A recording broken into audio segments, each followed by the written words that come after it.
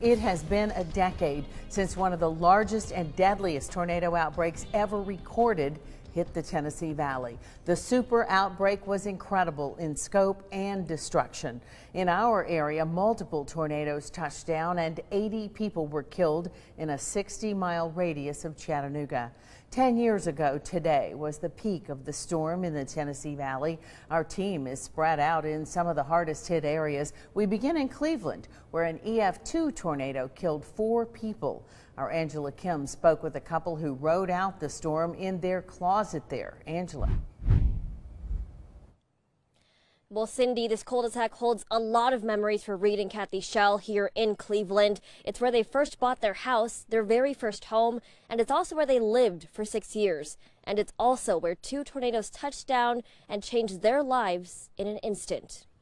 I still get just this little tight feeling in the pit of my stomach. Reed and Cathy Shell are reflecting together today on what they call one of the scariest moments of their lives. The pressure dropped. Suddenly our ears felt like they closed up.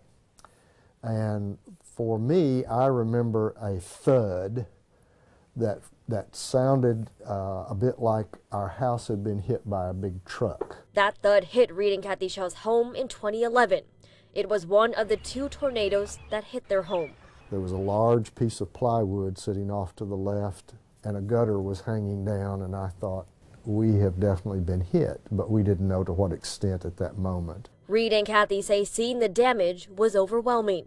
When you've got trees all over your backyard and you got glass busted out and you've got a portion of a roof gone and other issues around the house, you don't know where to begin. On top of that, what they began to hear was even worse. Except for hearing people crying or somebody yelling, there was no sound. It was, oh, I get chill bumps just thinking about it now. So at some point we heard distant sirens, but nobody could get in the neighborhood, and we had people who were injured, and we were thinking, what do you do now? How do we help them? Reed and Cathy say it's a memory that will always stick with them, especially whenever there's a storm or tornado forecasted. Some of it's a little bit of survivor's guilt. Why did we survive and others did not that particular night? And then whenever we hear of other storms, we wonder again. They both say the horror of the storm sticks with them to this day, but it also shifted their perspective on everything.